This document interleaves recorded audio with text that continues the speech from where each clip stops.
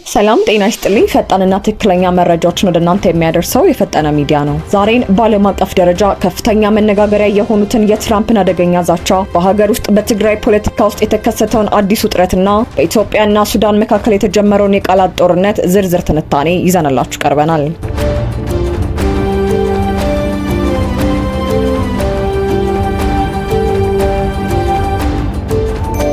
ኢራን ከምድረ ገጽ ትጠፋለች። የትራምፕ አስደንጋጭ ማስጠንቀቂያና የፕሮጀክት ፍሪደም ሚስጥር። ኢራን ከምድረ ገጽ ትጠፋለች። ይህ የላቀ ማስጠንቀቂያ የወጣው ከቀድሞውና አሁን ደግሞ ወደ ስልጣን ተመልሰው የዓለምን ፖለቲካ እያነቃነቁ ካሉት ከዶናልድ ትራምፕ አንደበት ነው። በዓለም የንግድ መስመር ወሳኝ በሆነው የሆርሙዝ ሰርጥ ላይ አዲስ ጦርነት እየተቀጣጠለ ነው። አሜሪካ የጀመረችው ፕሮጀክት ፍሪደም ዓላማውስ ምንድን ነው? ዝርዝሩን እንደሚከተለው።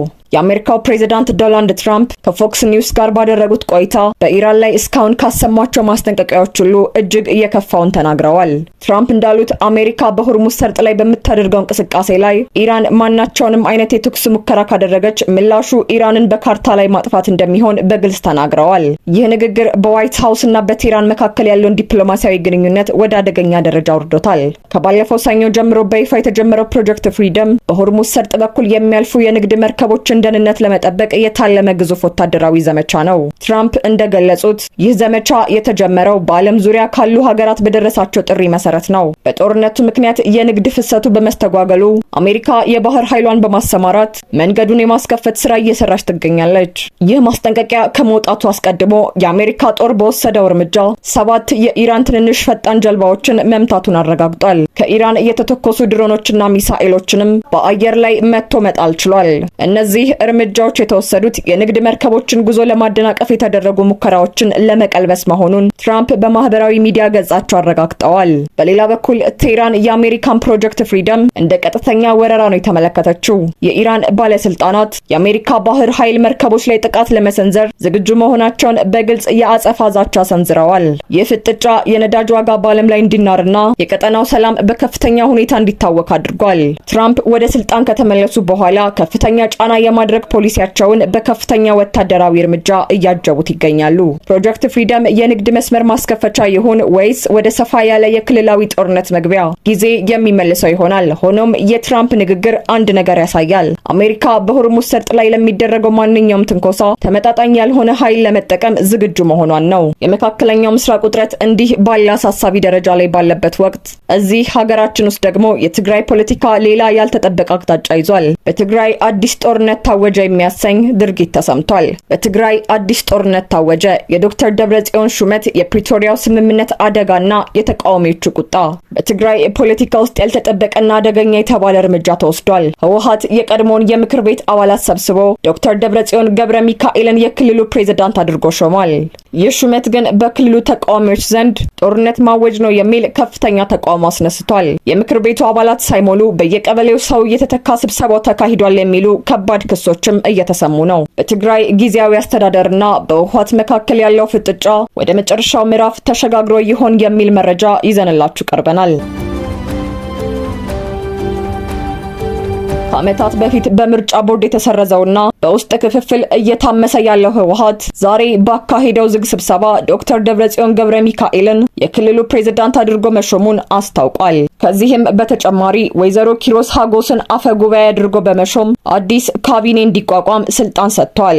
ይህ እርምጃ ህወሓት በፕሪቶሪያው ስምምነት የተቋቋመውን ጊዜያዊ አስተዳደር ሙሉ በሙሉ ወደ ጎን በመተው ወደ ቀድሞ ህገ መንግስታዊ መዋቅሩ መመለሱን የሚያሳይ ግልጽ ምልክት ተደርጎ ተወስዷል። የስምረት ፓርቲ ማዕከላዊ ኮሚቴ አባል አቶ ጣመ አረዶም ለቲክፋ ኢትዮጵያ በሰጡት መግለጫ የዛሬው ስብሰባ ህጋዊነት የሌለው መሆኑን አጋልጠዋል። እንደ አቶ ጣመ ገለጻ ከ35 በመቶ በላይ የሚሆኑት የምክር ቤት አባላት በስብሰባው ላይ አልተገኙም። አንገባም ብለው እምቢ ያሉ የምክር ቤት አባላትን ለመተካት በየቀበሌው ያሉ ካድሬዎችን በምትክነት እንዲገቡ ተደርጓል። ስብሰባው በሚስጥርና በዝግ የተካሄደ ሲሆን ከህወሓት የራሱ ሚዲያ ውጪ ሌሎች ነፃ ሚዲያዎች እንዳይገቡ ተከልክለዋል ሲሉ ገልጸዋል። ተቃዋሚ ፓርቲዎች ይህንን የህወሓት እርምጃ እጅግ አደገኛና የሰላም ስምምነቱን የሚጥስ ነው ብለውታል። ጊዜያዊ አስተዳደሩና የፕሪቶሪያው ስምምነት አፍርሶ የራስን ፕሬዝዳንት መሾም ሌላ ጦርነት ማወጅ ነው ሲሉ አቶ ጣመ ተናግረዋል። ይህ እርምጃ የፌዴራሉ መንግስት በቅርቡ የፕሬዝዳንት ጌታቸው ረዳን የሹመት ዘመን ለአንድ ዓመት ማራዘሙን ተከትሎ የመጣ በመሆኑ በክልሉ ውስጥ ሁለት መንግስታት የመኖራቸውን ስጋት ከፍ አድርጎታል። ታዋቂው ምሁርና የስምረት ፓርቲ ከፍተኛ አመራር ፕሮፌሰር ክንደይ ገብረ ሕይወት ህወሓትን ከጦርነት ውጭ መኖር የማይችል ኋላ ቀር ቡድን ሲሉ ተችተውታል። ፕሮፌሰሩ እንዳሉት ይህ እብደት ህዝቡን ይዞ ከመጥፋት ውጪ ምንም ፋይዳ የለውም፣ አረሙ መነቀል አለበት ያሉት ፕሮፌሰር ክንደይ የትግራይ ወጣት ለዚህ የጥፋት ጥሪ እጁን እንዳይሰጥ አሳስበዋል።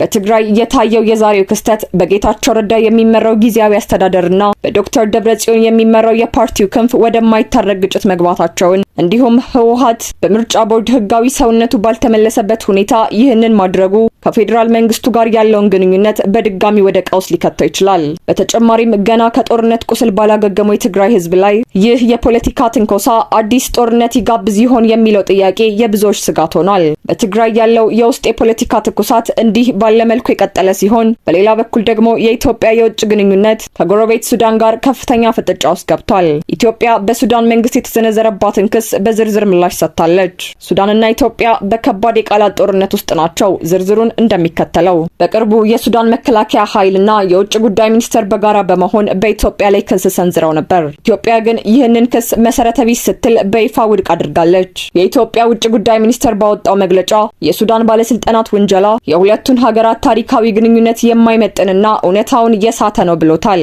በኢትዮጵያ መግለጫ ላይ ከተጠቀሱት ነጥቦች መካከል እጅግ አነጋጋሪው የሱዳን ጦር የቀድሞውን የህወሓት ታጣቂዎች በሱዳን የእርስ በርስ ጦርነት ውስጥ እያሳተፈ ነው የሚለው ክስ ነው። ሱዳን ለነዚህ ቅጥረኞች ድጋፍ በማድረግ በምዕራብ ኢትዮጵያ በኩል ትንኮሳ እንዲፈጽሙ እያደረገች መሆኑ ተገልጿል። ሱዳን በአሁኑ ወቅት ለተለያዩ ጸረ ኢትዮጵያ ኃይሎች አስተማማኝ መሸሸጊያና መናኸሪያ ሆና እያገለገለች መሆኑን የሚያሳይ ታማኝ መረጃ አለኝ ስትል ኢትዮጵያ ወንጅላለች።